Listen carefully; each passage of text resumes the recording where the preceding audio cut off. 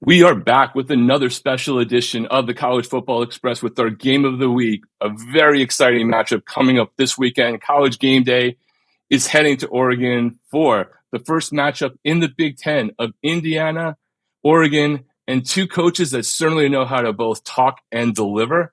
I can't wait to get a bucket of popcorn and just watch the week's festivities to see who might say what, see what happens on game day, and certainly to watch that game and to cover it a lot better than I ever could. We have Ryan Winter, who covers Oregon. We'll have him introduce himself in a minute. Alec Keyser for the Indiana side, voice of College Football Indiana channel. Thank you guys both for joining me. Ryan, why don't you let everybody know about you, where they can find you, and what you do? All right. Well, appreciate that. My name is Ryan Winter. I'm over here on the West Coast representing for the Ducks. Sports Chat 503 is my channel. I've been out here since 2010 on YouTube. And yeah, man, feeling good. Multi-generational Duck fan. My son's currently there. Shout out to my son, Darby Winter Photo on Instagram. He takes photographs for the team. If you're interested, at WW Photo on Twitter. So yeah, I'm on Instagram and Twitter, Sports Chat 503. Check me out. And Alec. Yeah, so I'm pretty much a young buck in this game. Kurt Signetti got hired November 30th, 2023. I bugged my buddy Brad Loomis, who co-hosts with me on the Indiana channel, to start a podcast. Finally, in July, we started Sigs Inside, an Indiana football podcast, screaming from the rooftops for people to look at this program because things were happening differently than we'd ever seen. Fast forward into the offseason, link up with the Voice of College Football, and we've been rolling with them ever since.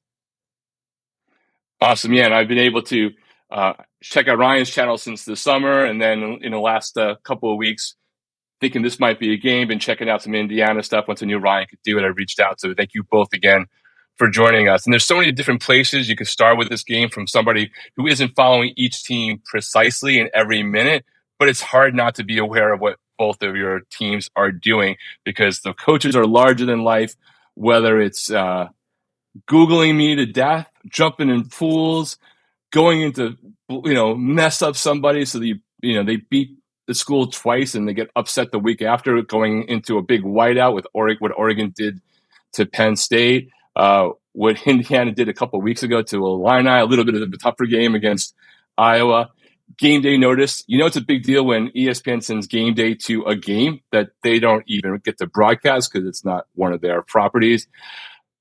But that said, it's hard not to start with what's going on with the quarterbacks in both of these programs. You got Dante Moore in Oregon at the top of the Heisman list after transferring in. And then you got Mendoza, who's also kind of in the top of the Heisman list after transferring in. So, Ryan, why don't we kind of start with you? Because I think the Dante Moore story is more known. He's had more exposure overall. A 5-star way back when, transferred in from UCLA.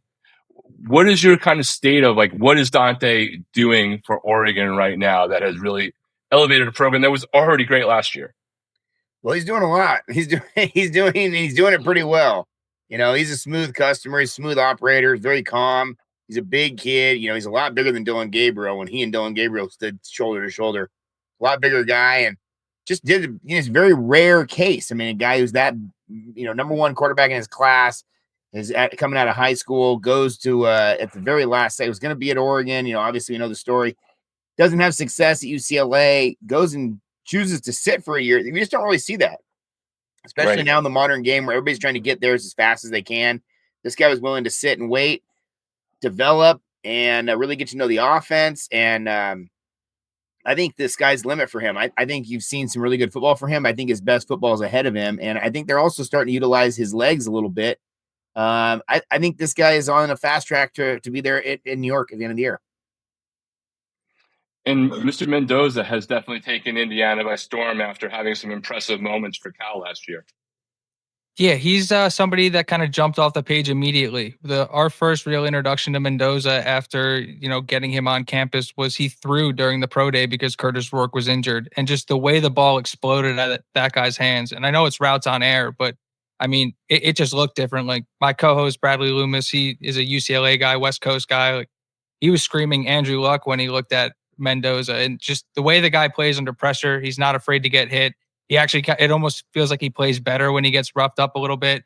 But you just look at the way he delivers the football, his poise in the pocket, his command of the huddle, the way the guys respect him, the way the team responds to him. He can make every throw on the field. He's smart. He's gritty. Like you look at mock drafts, and I don't think it's a mistake that Dante Moore and Mendoza are 1 and 2 on whichever list you're looking at. Yeah, they both have definitely.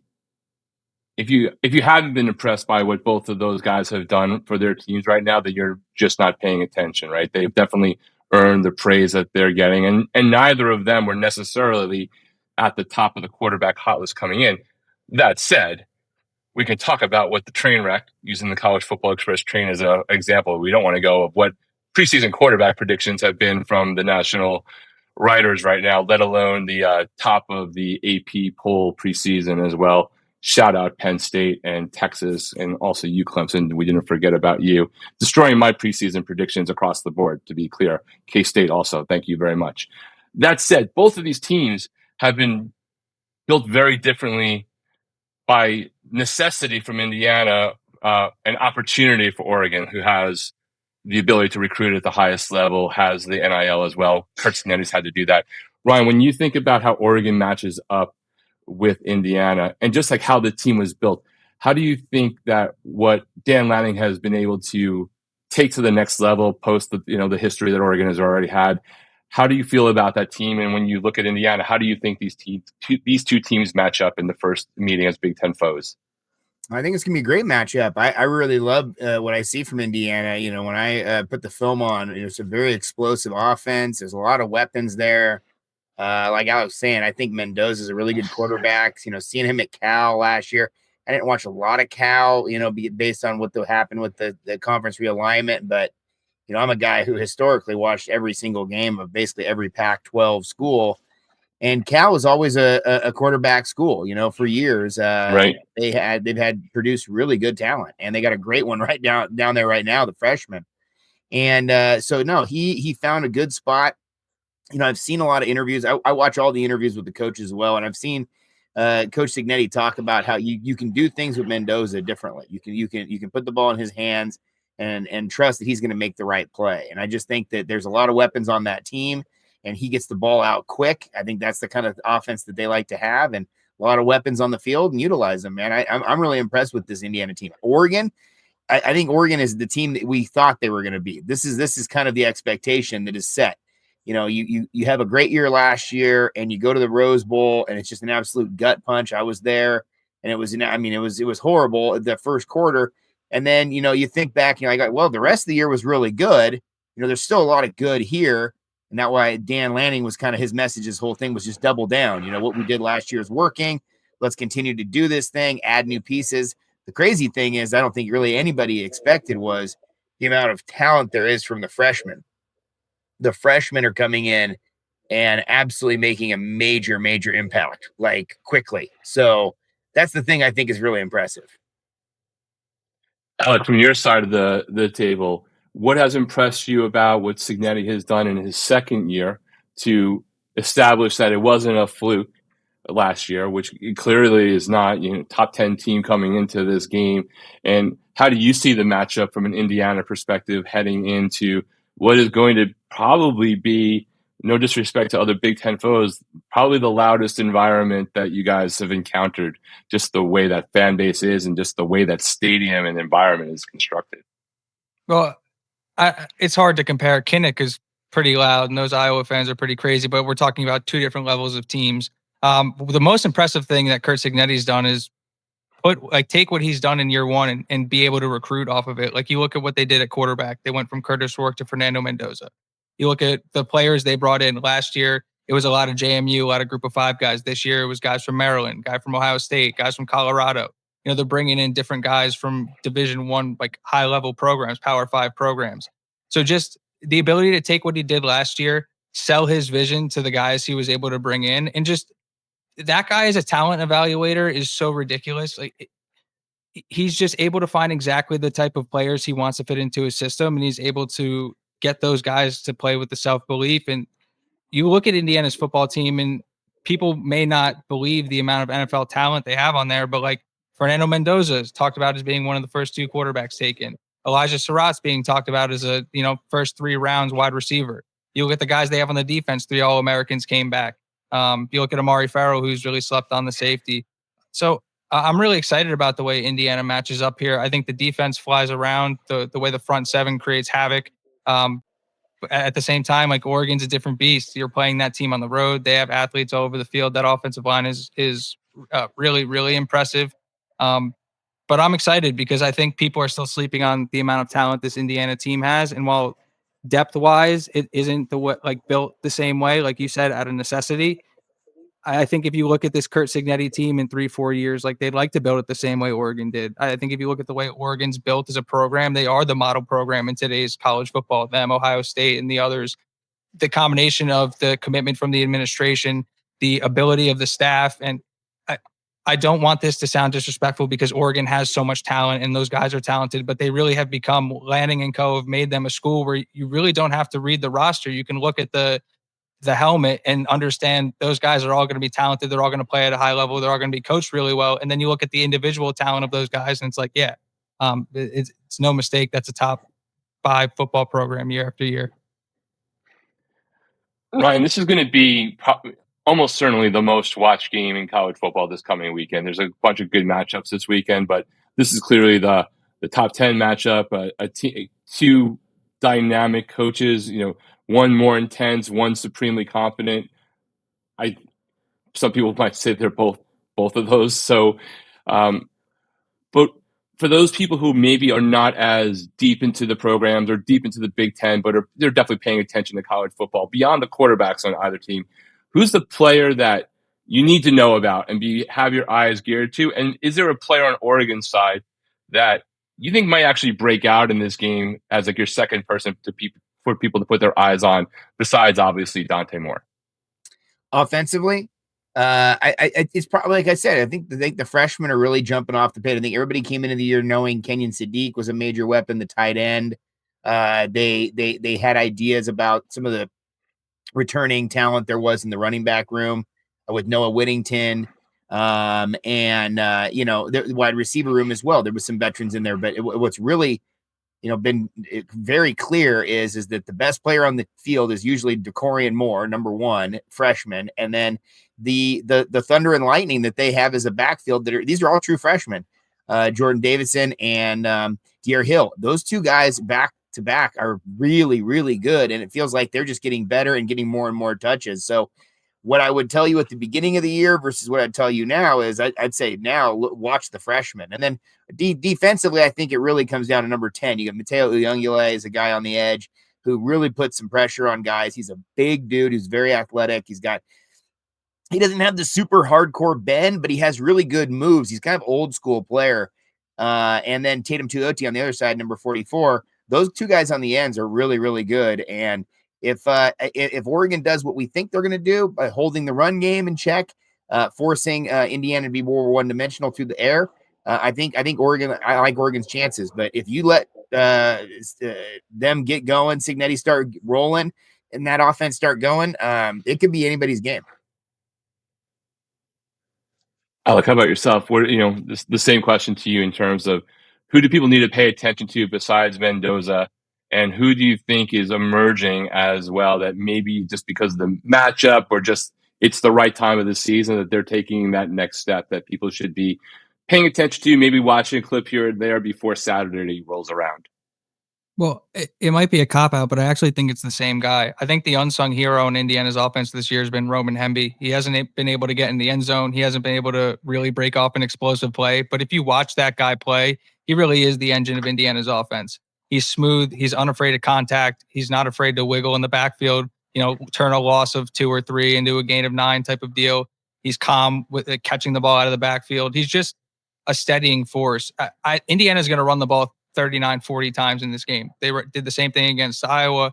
I think they're going to look at what Oregon's able to do in the secondary with those athletes and the way those guys look to score when they have the ball in their hand. I think that's something Indiana is going to be very mindful about, is all those dudes in the defensive backfield are playmakers. Indiana's going to run the ball a lot. And so I think Roman Hemby is going to have a massive game. I look for him to try and, break off a couple runs. And, if Indiana's going to win this game, he's going to have a breakout. Somebody else I would highlight, we haven't seen him used a ton. He really hasn't gotten a lot of snaps. I'm not even sure how much he was on the field last year, but they have a burner freshman, LeBron Bond, at wide receiver. if it turns into a high scoring game, which I actually don't anticipate it being, Indiana's going to have to make some explosive plays. He's probably by far their fastest guy. And if they can unlock him, they could kind of take advantage of some things. But I think Hemby's going to have to be massive.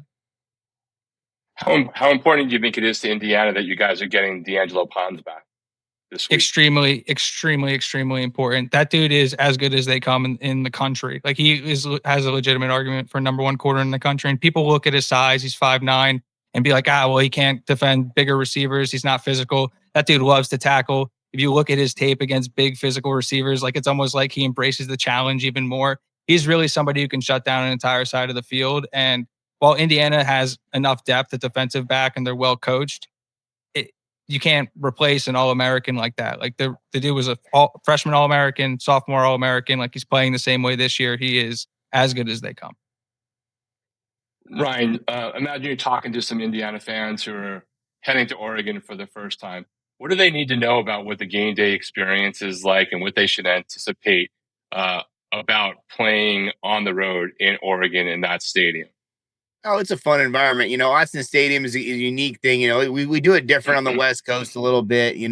People kind of, I don't know, take shots at us on the West Coast that we don't care about football as much as they do in the Midwest or the South. But we get into it, man. The Duck alums, the Duck fans, the former players, we create a very good environment there. It's a smaller stadium, but it's a great little stadium. It's a great bowl. Keeps all the sound in.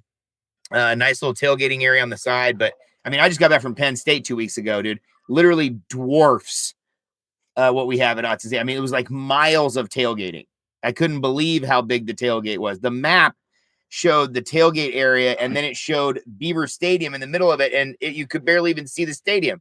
The map was huge. So Oregon just does not have that kind of level of area to work with, really. But I think this is going to be a great game. I think it's going to be a close game, and I think whoever wins the turnover battle, it's going to be all the stuff that a close game has, right? It could be the bounce of a ball going one way or the other. It could be a turnover. It could be something weird happens. It could be a penalty in the wrong area that could flip the field a little bit, or special teams play. So I think these two teams are pretty lockstep. I think Oregon is maybe one step ahead of Indiana in the size and strength department a little bit. And Kirk Cignetti referenced that at his press conference, talking about the size up front for Oregon. Oregon's got some depth and they've got some size. And, they put out a bunch of NFL players last year and are hoping to try to do the same thing this year with this team. Oregon also has been one of the best teams recruiting for now 3 to 4 years under Dan Lanning, and that's all kind of adding up now. And it's all adding up in the fact that there's depth at dang near every position. And then the positions of need, they've been able to go and address it with the transfer portal, and they've had great success there. So I think Oregon's pretty stacked, and I think it's going to be a great game. I think Indiana fans will be welcomed. Oregon fans are for the most part, very welcoming. And, of course, there's some guys here and there that are probably negative, but we saw that at Penn State too. We saw just absolute open arms for everybody, except for a couple people that made it very uncomfortable. But they were the first people I thought of when the Ducks won. I was like, you need to have some of that spite, of course, to give you your troll moments to keep it real, deserve it, to keep it real. And I feel like I'd be remiss if not taking it from what you were referencing, your experience. How do we not at least ask these two guys in the Big Ten about what happened with Penn State this weekend? I know Oregon, you guys just were there. Indiana, if I'm not mistaken. Alec, you guys have a horror movie.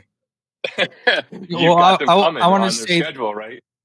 We do, but I want to say this about Autzen because I made the comment about Kinnick earlier. Like Autzen is as tough a place to play as they come. Like, we're not even a year removed from the defending national champion going in there and losing. So it's like this is going to be an elite environment, and I'm really excited that Indiana was able to get a game at Iowa as almost like a tune-up type of for that experience for the environment, because that is something that Indiana has struggled with. They've gone silent count in a lot of these games, and you can go back and watch the Iowa game, and their safeties are literally sprinting at the line of scrimmage as the ball is being snapped. And if you let Oregon's athletes do that, like, you're going to have a bad time. So there are some things they definitely need to fix, and the environment's going to play into that. Good point. Absolutely. And I know the thing I was thinking about on the Penn State game, because I want to have you guys both have a chance to comment on it, but I also think that loss in some ways maybe made this game like just this little bit less important, because I think it opens up the path that whoever loses, if as long as it's a good game, is still in a massively strong position to be one of the three teams at a minimum that possibly have a very good shot of going to the college football playoff, even if one doesn't go to the Big Ten game, because Penn State has removed themselves. I'm not sure if Illini are still going to be there after Ohio State matches. But what did you just think, Alec, of James Franklin and Penn State? Because I mean, it's the biggest upset in so many years. I think it would be remiss not to get your guys' quick take on it and how it impacts you think the Big Ten race overall. It was frustrating because, well, in the short term, you're going to get a bunch of like, oh, Penn State's going to come after Kurt Signetti and all that nonsense, which isn't true. But like, Penn State at home is still a really hard team to play against. Like, Oregon just went there and played a hell of a game. Like, I don't think any of us are going to say Oregon's not ranked appropriately or even too low, if anything, and just had a dogfight at Penn State. So now, say Indiana loses this game this weekend, and then they go into Penn State.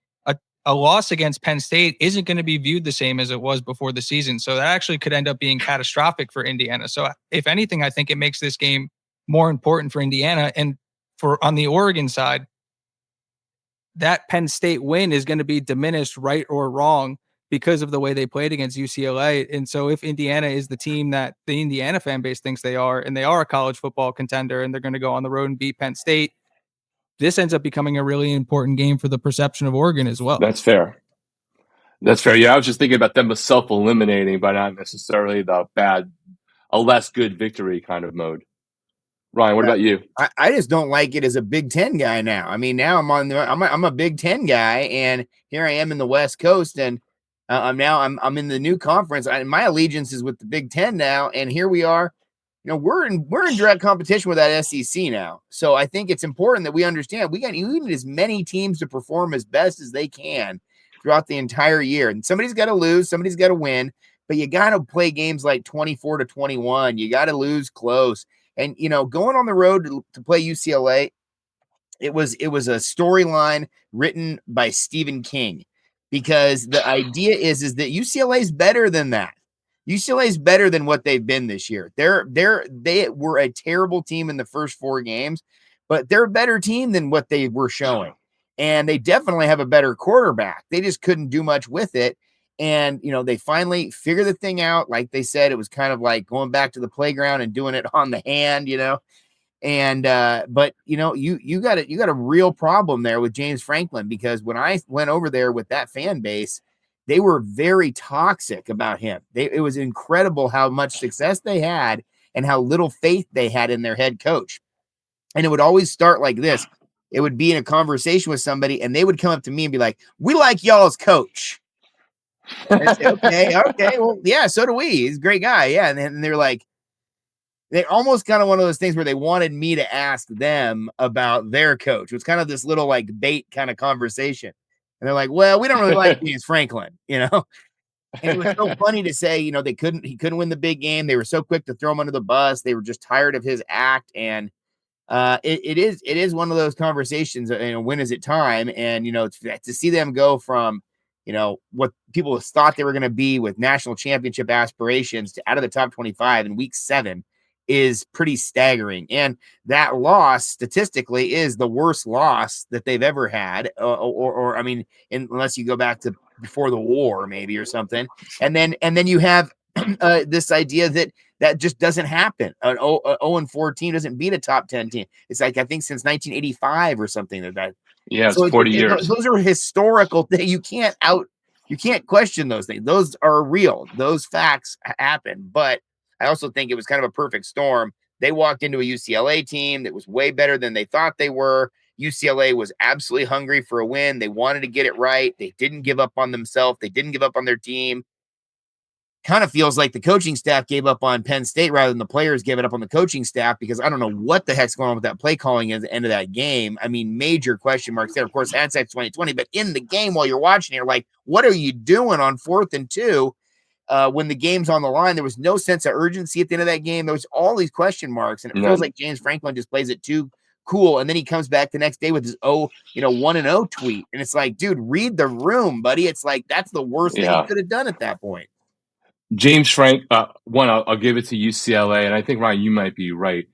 I think people wanted to have the perception that UCLA was like the worst team in the Big Ten. I think what we might wind up seeing when it's all said and done is just had the worst coaching staff in the wrong positions at the coordinator and head coach level, because you don't normally have the highest paid defensive coordinator get clowned by the tight ends coach calling plays for the first time 3 days later. And you can't just do that on heart and a prayer.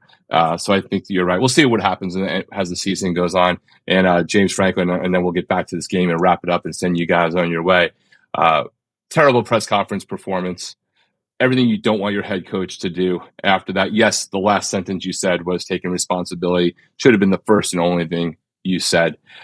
They got some issues there, and there's probably some delusions about who they think they're going to buy out and get to replace 46, 56, whatever it is. It's a lot of money. All right, but I do want to remind everybody to follow both Ryan and Alec, their channels, regardless of whether you're an Oregon fan, an Indiana fan, or even a Big Ten fan. They have great content on their channels about college football in general. Those links will be in the description below. Give them a follow, give them a like, check out some of their things about college football in general, because if you're watching this, you care about all of the teams in some way or the other, because they're impacting your school and your program. And I thank them both again for joining us. And the last question for both of you, Alec, if you guys pull off the upset and your fandom is happy the next day, what will have happened and what is your prediction for the game? And then after that, Ryan, if you guys do what the odds makers say, what do you think will have happened and what is your prediction for the game? Start with you, Alec. If Indiana ends up pulling off this victory, it will be because the defensive front created havoc like they've been doing all season. Now, Oregon's offensive line is arguably the best in the country. We watched Indiana play, arguably another unit that could be considered the best in the country. In Iowa, in that front seven was very destructive. I talked about Roman Hemby. I talked about Indiana's ability to run the ball. They're one of the best rushing teams in the country, let alone the conference. Indiana is able to lean on its run game, force Oregon to load the box and take advantage of one-on-one matchups in the pass game. We've been talking about Elijah Surratt potentially being a first-round receiver. We've been talking about Omar Cooper being an NFL guy. We've been talking about the ability of EJ Williams. If those guys are who we think they are, then they go out and they make plays in this game, and we wake up on Sunday morning thinking that this Indiana football team has a good chance to go undefeated. Yeah, I would agree. Yeah, I would agree. I think that if Oregon wins this game, I think it's really just about controlling Indiana and making them one-dimensional offensively. I think that Indiana is just so versatile that they're going to burn you either way. Even if you stop the run, they can still get what they want over the middle with the pass. To make them more predictable, to push them off their, to get them off schedule, push them off their spot, get them behind the chains a little bit. Any of those things I think could be beneficial. I know Oregon is not going to come into this game thinking they can just bully ball and get your 3 yards in a cloud of dust, but I do expect a lot between the tackles. I think Oregon's going to come out early and often and try to run the ball as much as they can and control the clock, control the running game, because it kind of feels like to me that Oregon's going to want to play more classic Big Ten football in this game than Indiana. And that's surprising to say, but I feel like one of the keys to success for Oregon has been lately under Dan Lanning. They can win in a variety of ways, and they can play a variety of types of games. And I feel like if they do get into a little bit more of a low-scoring game, they do get a little bit more into a defensive game, I think it probably benefits them. So you don't want to see a team like Indiana get any sort of momentum. And I just feel like they're going to try to push the brakes as much as they can on the Hoosiers. You got a final score prediction, Ryan? I think the Ducks win it, but, I don't think anybody runs away with it. I think you got to get them. I think it's probably like a 34-28 kind of situation. And how about yourself, Alec? I've been going back and forth. I haven't fully settled in on it yet. But understood. You can do it your own version I'll later. say, because I will give a final score, like a score prediction tomorrow night on the show. But I will say I think Indiana wins a close one. I think it's a defensive battle, and I think they just make enough plays. I'm thinking like 21-17, 24-21 type of deal. That's a good call. Yeah, Awesome. I always kind of think of it in terms of what team, what score does what team need to get to win? And it kind of feels like Right. if whoever scores into the 30s might have the advantage in this game. I would absolutely Excellent. agree with that. Yeah. Absolutely. These guys, thank you so much for your knowledge on these two teams and this game. I'm definitely looking forward to it. Everyone, I'm sure they're going to both have great coverage in more detail on this game on their channels. Please go check it out. If you're finding this channel for the first time, please give us a like, maybe give us a subscribe. Maybe you'll stick around after you see some more stuff down the road. Either way, looking forward to this game. Thanks again to Ryan and Alec, and thanks for checking out the College Football Express. Thank you so much, guys. Appreciate you having me on. Thank you, guys.